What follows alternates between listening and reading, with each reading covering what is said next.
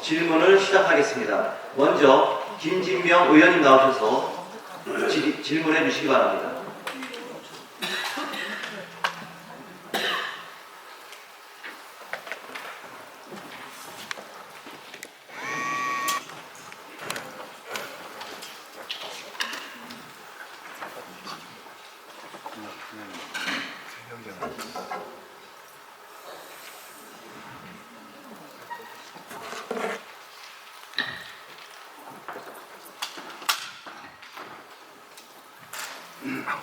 네, 존경하는 1420만 경기도민 여러분, 김진경 의장님과 선배 동료 의원 여러분, 김동현 도지사님과 임태희 교육감님을 비롯한 관계 공무원 여러분, 그리고 언론인 여러분, 안녕하십니까. 여성가족평생교육위원회 소속 분당 판교 출신 더불어민주당 김진명 의원입니다.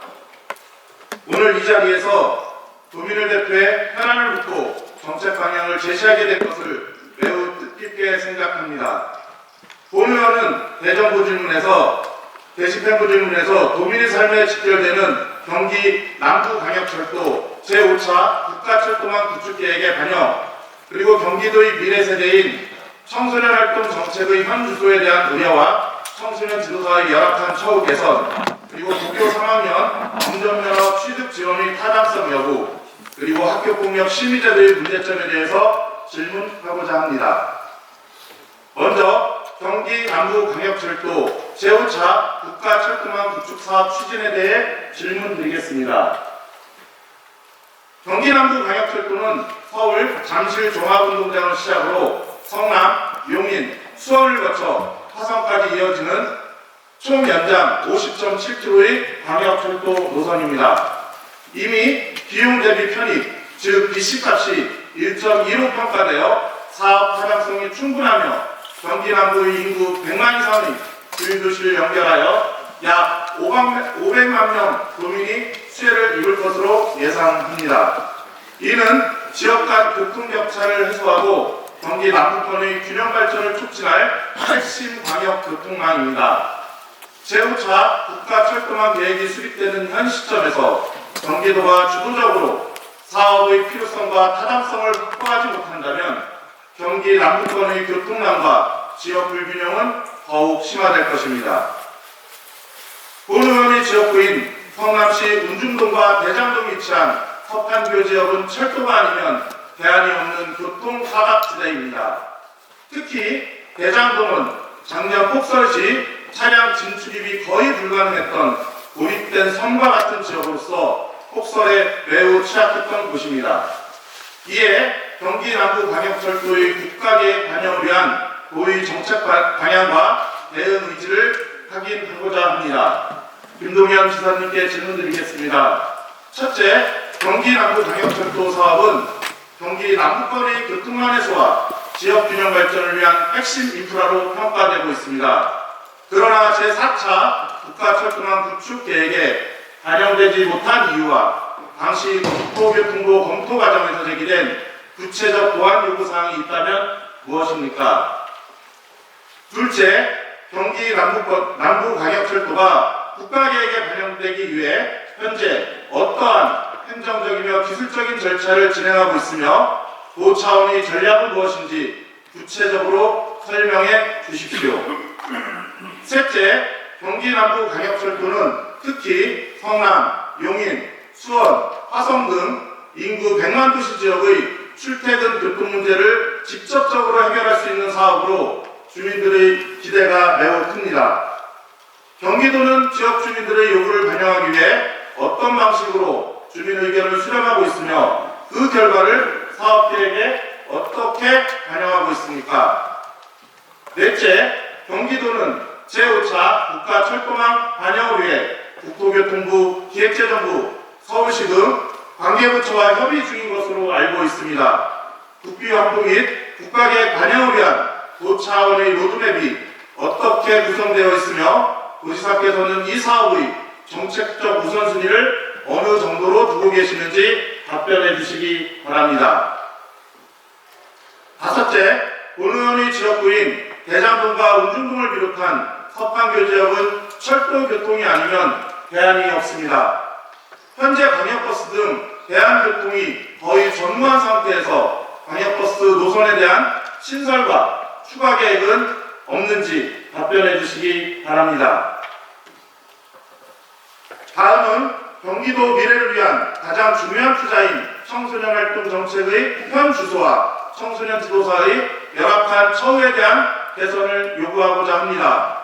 김동연 도지사님, 213만 명 청소년의 목소리 왜 외면하고 계십니까? 도지사님은 지난 도정기간 동안 청소년 정책의 핵심 파트너인 경기도 청소년 참여위원회의 주요 행사에 직접적으로 참여하시거나 그들이 정책 제안에 얼마나 관심을 보이셨습니까? 경기도 청소년 참여위원회는 청소년 기본법 및 경기도 청소년 기본조례에 근거해 230만 청소년을 대표하여 청소년 활동과 권리 증진을 위한 정책을 제안하는 공식 기구입니다. 청소년 참여위원들은 학업 등 바쁜 시간을 쪼개어 정책을 제안하고 다양한 활동을 하고 있음에도 정책 제안 보고회 등 중요한 자리에서 도지사님의 모습을 찾아보기가 매우 어려웠습니다. 도지사님께서 늘 강조하시는 소통의 철학은 정작 경기도의 미래인 우리 청소년들에게는 남의 일이 되어버렸습니다. 청소년의 목소리를 직접 듣지 않고 어떻게 경기도를 위한 더 나은 미래를 설계할 수 있는지 도지사님의 진정한 관심과 의지를 묻지 않을 수 없습니다. 지난 정부 내내 여성가족부의 조직 개편 및 폐지 논의가 지속되어 청소년 활동 예산이 전액 삭감되면서 청소년 정책은 사실상 제로 상태였습니다. 청소년이 가장 많은 경기도가 이러한 혼란 속에서도 청소년 정책의 든든한 버팀목이 되었어야 합니다. 이제라도 선도적인 정책을 만들어서 잠재력을 키우는 기회소득의 핵심 정책으로 청소년에게 우선 투자해야 합니다. 청소년이야말로 경기도가 가장 집중해야 할 가장 확실한 미래의 사회적 비용입니다. 청소년들이 방과후 안전하고 건전한 환경에서 체험을 하며 청소년 지도사 등 좋은 멘토를 만나 잠재력을 발견하도록 지원하는 것은 경기도 청소년들의 사회 문제를 예방하고 국제적 리더로 성장하는 데 가장 효과적인 투자입니다. 따라서 본의원은 청소년 활동 활성화를 위한 3가지 긴급 대책을 촉구합니다. 도지사님께서 미래형 기회소득으로서 청소년 활동의 가치를 인정하신다면 이제는 미래를 대비할 구체적 로드맵을 제시해야 합니다. 먼저 청소년 시설 인프라 개선 및 프로그램에 대한 지원이 필요합니다. 청소년 수련관, 청소년 문화의 집 등 노후화된 시설 개선을 긴급히 지원하고 4차 산업혁명 시대에 맞는 디지털, AI, 미래기술 교육 등 청소년 주도형 프로그램에 대한 예산을 확대해야 합니다. 둘째, 청소년 지도사들의 처우를 개선해 주십시오. 특히 우리 시대의 과제인 소외계층 청소년들이 돌봄 기능을 담당하고 있는 청소년 방과후 아카데미 지도자, 청소년 배치 지도사, 학교 밖 지원센터 지도자 등 보호, 복지 현장에서 일하는 지도사들이 안정적으로 근무할 수 있는 차별 없는 지원이 필요합니다. 셋째, 경기도만의 차별화된 대표 청소년 정책을 추진해야 합니다. 중앙정부의 정책에 의존하지 말고 경기도의 규모와 인프라를 활용한 경기도형 청소년 활동 인증제 또는 청소년 미래설계 지원 프로젝트 등 타 시도와 확연히 구별되는 선도적인 독자 정책을 수립하고 강력하게 추진해야 합니다. 존경하는 김동연 도지사님, 청소년 정책에 대한 도지사님의 직접적인 관심과 구체적인 행동만이 경기도의 미래를 바꿀 수 있습니다. 청소년 활동을 단순한 복지가 아닌 경기도의 지속 가능한 성장을 위한 미래형 사회적 비용에 대한 전략적 투자로 인식하고 지금 즉시 응답해 주시기를 요청드립니다. 이어 경기도교육청이 추진 중인 고등학교 3학년 운전면허 취득비 지원 사업의 타당성을 묻고자 합니다. 먼저 영상을 보시겠습니다. 여보세요? 안녕하세요. 자, 오늘 어떤 내용일까요? 네, 지금 요즘 그 고3 교실은 한창 좀 바쁠 때죠. 수시원서 접수 아, 마감도 그렇네. 있고 네. 수능 준비도 하고 있어서 1분 1초가 모자랄 만큼 바쁜 시기인데 이 와중에 담임교사가 학생을 불러놓고 너 혹시 운전면허 딸 생각 있니? 라는 질문을 던져야 하는 그런 상황이 펼쳐집니다. 왜 운전면허 갑자기? 이게 경기도 교육청이 올해부터 고등학교 3학년에게 운전면허 학원비 30만 원을 지원하겠다라고 발표를 했기 때문인데요. 이 돈의 모든 보상이 이제 대상이고 올해 예산만 372억 원이 잡혀 있는 상황입니다. 경기교육청 왜 이렇게 나서냐?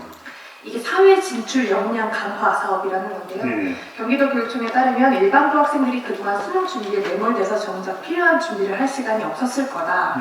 그렇기 때문에 12만 명이라는 그 재학생 대상으로 사전 수요 조사를 했는데 10명 가운데 7명이 사업에 참여할 의사가 있다라고 밝혔고요. 네. 세 가지 선택지가 있었는데 운전면허와 어학시험 그리고 한국사 능력 검정시험이 있었는데 응답자의 80% 이상이 운전면허를 선택했다라는 얘기였습니다. 네. 경기도 교육청 담당자 이야기를 한번 들어보겠습니다.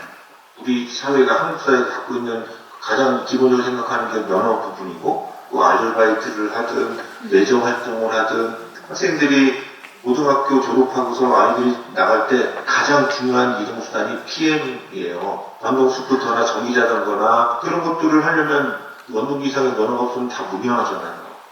아, 물론 저기 수능 끝나고 내지 고등학교 졸업하고 운전면허 준비 많이 해요. 많이 하죠. 네. 그렇긴 한데 이걸 굳이 경기교육청에서 지원을 해줘야 되는 겁니까? 많은 의문을 지금 네. 갖고 있는 곳들이 많은데요. 왜냐하면 그 교육청 지원이 더 절실한 곳이 있기 때문입니다. 네. 특성화고인데 여기 학생들은 자격증이 필수이기도 하고 또 졸업 요건이기도 합니다. 네. 그 계열에 따라서 10개 가까이 자격증을 마련을 해야 하는데 뭐 재료비, 실습비, 학원비까지 수십만 원에서 수백만 원까지 들어가는 경우가 있다고 합니다. 근데 2022년까지만 해도 교육부에서 예산이 나왔기 때문에 100억 정도가 편성이 됐었고 그 당시에는 학생 한 명당 50만 원 안팎의 지원을 받았었는데요. 그게 점점 줄어서 작년과 올해는 10만 원 남짓에 머물고 있습니다. 그러니까 372억이 이제 운전면허 지원금으로 사용되는 동안 한편 특성화고 지원은 점점 줄어들고 있는 그런 상황인 거죠. 그냥 이것저것 떠나서 네. 이건 그래서 운전면허비 지원해 주기로 했어요. 그럼 환영하는 입장입니까? 학교 측은 조금 이제 싸늘한 반응이기도 한데요. 그 이유가 이제 교사들 같은 경우는 지금 한참 바쁜 시기에 뭐 진학지도도 있고 입시 상담도 있는데 여기에 운전면허 계약이라든가 뭐 행정 업무까지 다 과중이 된 셈인데 그럼에도 불구하고 정말 학생들한테 이 사업이 도움이 된다면 하고 싶지만 아직까지 정책의 정당성을 찾기는 좀 어렵다라는 이야기가 나오고 있습니다. 고3 담임을 맡고 있는 마현조 교사 이야기를 들어보겠습니다. 너무 걱정되는 거 진짜 80만 원이 없어서 못 따는 학생이 있다면 50만 원 내는 거 솔직히 부담스러운 학생 있을 거 아니에요. 그 80만 원을 못 내는 운전면허를 못 받는 학생들한테는 교육격차가 또 생기게 되고 이 사업을 보면 과정밖에 없는 거예요. 반쪽짜리밖에 지원하지 않는 과정인데 어떤 역량을 증진시킬 수 있는 건지 잘 모르겠거든요. 그래서 372억이라는 돈이 너무 큰 돈인데 왜 이렇게 쓰여야 할까라는 그런 자괴감도 굉장히 많아요, 학교에서. 네. 그러니까 372억이라는 큰 예산을 가지고 이제 모든 학생이 다 지원을 받는 것도 아니고 가장 절실한 교실에는 또 해당 영상은 이 사업이 실제로 어떻게 실행되고 있는지 학생들의 반응과 현장의 혼선까지 보여주는 자료입니다. 이 사업은 학생의 사회진출 역량 강화라는 명분으로 시작되었습니다. 그러나 실제 현장에서는 공교육의 본질과 동떨어진 사업이다. 교사의 업무를 가중시키고 학교 현장을 혼란스럽게 만들었다. 교육청의 보여주기식 행정이며 잠재적 이권자인 고3 학생을 대상으로 한 퍼주기식 매표 행위라는 날선 지적과 비판이 끊이지 않고 있습니다. 이미 교원단체와 현장 교사들은 수능을 앞두고 진학지도와 상담으로 숨바꾼 고3 교실에서 운전면허 행정 업무까지 떠맡게 됐다며 어려움을 호소하고 있습니다. 학생과 학부모 또한 정작 필요한 진로 취업 교육은 뒷전이고 운전면허 따는데 예산을 쓰는 게 맞냐고 묻고 있습니다. 이 사업은 올해 372억 원의 예산을 투입해 학생 1인당 최대 30만 원을 지원하는 사회진출 역량 개발 지원 사업으로 시작되었습니다. 당초 취지는 운전면허를 비롯한 다양한 자격증 취득을 지원함으로써 학생들의 사회진출 역량을 강화한다는 것이었지만 실제로는 운전면허 취득비 지원 사업으로 변질된 상황입니다.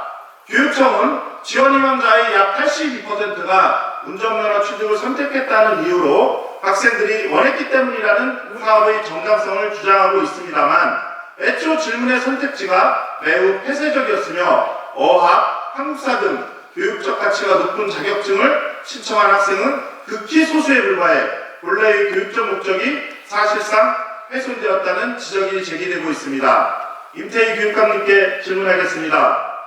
첫째, 고3 운전면허 취득비 지원 사업은 총 372억 원이 투입되는 대규모 사업입니다. 그러나 예산 편성 과정에서 국민의힘 의원들의 요구로 예산특별위원회 심의 단계에서 포함되었으며 경기도교육청 내부의 필요성이나 타당성 검토 없이 추진된 정황이 보입니다. 이에 대해 예산이 편성된 경위와 내부 검토 절차 및 편성 근거가 무엇이며 구체적으로 설명해 주시기 바랍니다. 또한 내년 교육감 선거를 앞두고 고3 학생들을 대상으로 한 선심성, 현금성 정책이라는 비판과 함께 선거관리위원회의 조사를 받고 있다는 지적에 대해서도 답변 바랍니다. 둘째, 교사들은 이 사업으로 인해 행정 업무가 급증하고 본연의 진로 지도나 학사 관리 시간이 줄었다고 지적하고 있습니다. 교육청은 이러한 현장의 부담을 사전에 인지했는지, 그리고 사업 시행 이후 교사 업무 경감이나 학교 행정 지원을 위한 실질적인 대책을 마련했는지 답변해 주십시오. 셋째, 운전면허 취득에는 약 80만 원이 필요하지만 교육청 지원금은 30만 원에 불과해 학생들은 50만 원가량을 자부담해야 합니다. 이마저도 부담하기 어려운 학생들은 기능교육만 받고 면허를 취득하지 못하는 사례가 발생할 우려가 있습니다. 그리고 학원들은 이 과정에서 10만 원을 더 인상한 것으로 알고 있습니다. 공교육 현장에서 새로운 경제적 격차가 생기고 있는 상황인데 교육감님은 어떻게 보며 이를 해결할 수 있는 대안은 무엇입니까? 또한 운전면허 취득이 실제로 학생들의 진로 취업 역량 강화에 얼마나 연계되었는지도 구체적으로 답변해 주십시오. 네, 마지막입니다. 갈수록 심각해지는 학교폭력이 학생들의 문제를 넘어 부모와 학교, 교육청까지 확대되고 있으며 2025년 1차 학교폭력 실태조사 결과를 보면 피해 응답률이 2.5%로 전년 대비 0.4% 증가하였습니다. 최근 경기도 내 학교폭력 사건은 단순히 학생 간의 갈등을 넘어 피해 학생의 학습권과 생명권이 위협받는 심각한 사회 문제로 확산되고 있습니다. 그럼에도 불구하고 사건 발생 이후의 처리 과정이나 특히 피가해 학생의 상등학교 진학 시 동일학교 배정의 문제, 그리고 학교폭력 대책 심의제도 및 심의위원회 전문성 부족 등 제도적 허점이 여전히 개선되지 못하고 있습니다. 본의원은 지난 385회 제1차 본회의에서도 학교폭력 사안의 처리 절차와 제도 개선의 필요성에 대해서 지적한 바 있습니다. 그러나 최근 다시 확인한 현장의 실태는 그때보다 더 훨씬 심각한 수준임을 보여주고 있습니다. 표출 자료를 보시면 본 의원의 지역구 학교에서 발생하여 사회적으로 큰 논란이 되었던 전 정부 김모 의전 비서관 자녀의 리쿠더 폭행 사건을 다룬 학교폭력 대체심의위원회 회의입니다. 어제 전자영 의원께서 녹취록을 이미 들려주었기에 본 자료로 대체하지만 녹취 내용은 매우 충격적입니다. 본 의원은 이 자료를 보고 교육청이 과연 문제의 본질을 인식하고 있는지, 그리고 이러한 사안을 바로잡기 위해서 어떠한 노력을 하고 있는지 깊은 의문을 갖게 되었습니다. 심의위원들의 태도 속에는 피해 학생의 고통에 대한 그러한 공감도나 교육적 책임감도 찾아보기 어려웠습니다.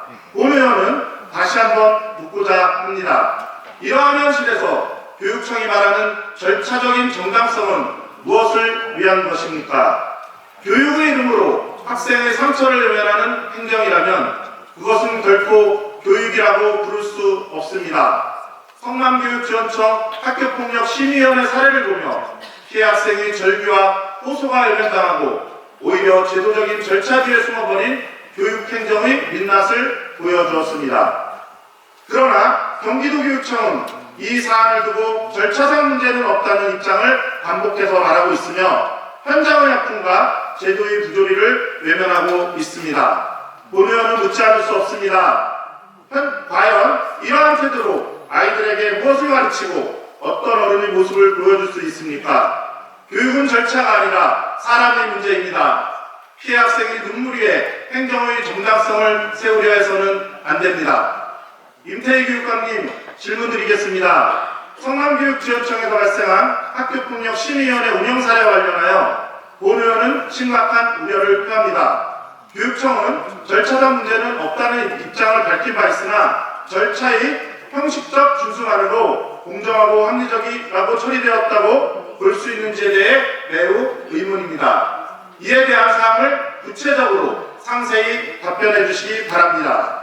학교폭력 사건 이후에도 피가의 학생이 함께 생활하면서 사실상 피해 학생이 전학을 고민하거나 상급학교 진학 시 동일학교 배정에 따른 피해 학생의 트라우마가 매우 큰 상황입니다. 피해 학생 보호를 위한 피가의 학생 동일학교 배정 제한제 도입을 경기도교육청 차원에서 제도화할 의향은 있으신지요? 학교폭력 대책심의위원회는 학생의 미래를 좌우하는 중요한 판단을 내립니다. 하지만 성사안 등 특별한 사안의 경우 법적, 심리적 전문성을 충분히 갖추고 있다고 보십니까? 또한 동의하거나 유사한 사건임에도 판정의 편차가 크다는 비판과 평가 기준의 심각성, 지속성, 고의성, 반성 정도, 화해 정도라는 항목은 매우 추상적이며 주관적이라는 비판이 끊이지 않고 있는데 이에 대한 교육감님은 어떻게 생각하십니까? 미래 세대를 위한 우리의 열정이 헛되지 않도록 노지사님과 교육감님께서 청소년의 성장을 위한 한 뜻으로 힘써 주시길 바랍니다. 교학 상장, 가르치며 배우는 상호 성장을 길 위해서 우리가 함께 나아가길 기대합니다. 끝까지 경청해 주셔서 감사합니다.